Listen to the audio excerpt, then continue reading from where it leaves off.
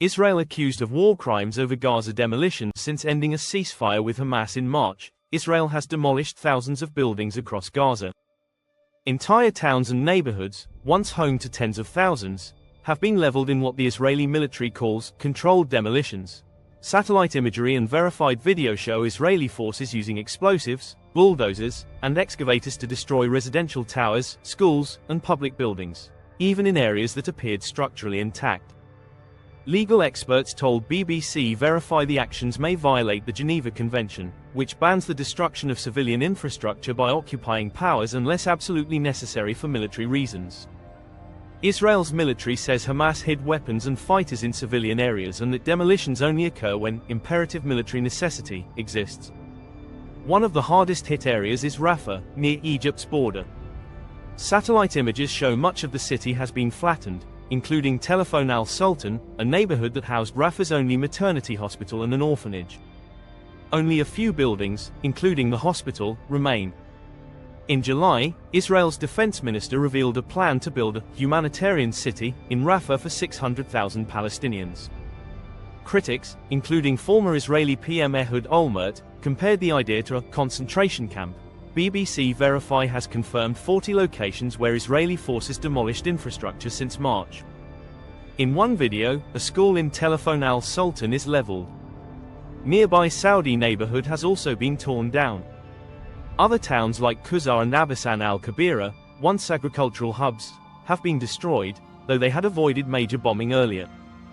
The IDF admitted to demolishing 1,200 buildings in Gazan, calling them terror infrastructure. In Gazan Abu Rashwan, 7 kilometers from the border, nearly every standing structure was demolished after May 17. Satellite photos show residential towers, farmland, and even a wedding venue reduced to rubble.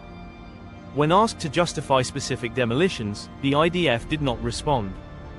An IDF spokesperson said Hamas embeds fighters in civilian zones and that destruction is necessary for safety. International law experts say the demolitions may violate the Geneva Convention.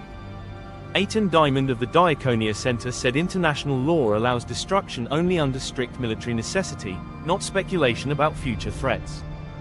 Professor Janina Dill of Oxford said an occupying power must govern in the population's interest, not render areas uninhabitable.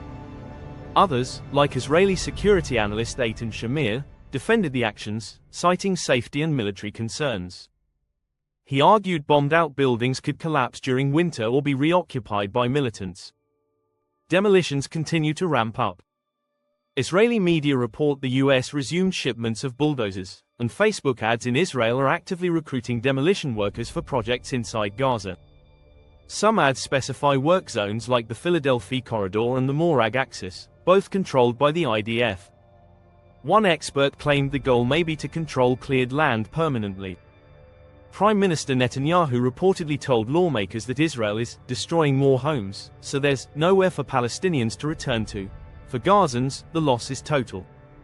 Motaz al-Absi from Telephone al-Sultan said, "I had just moved into my home a year before the war. Now it's completely destroyed. I've lost everything, my home, my future."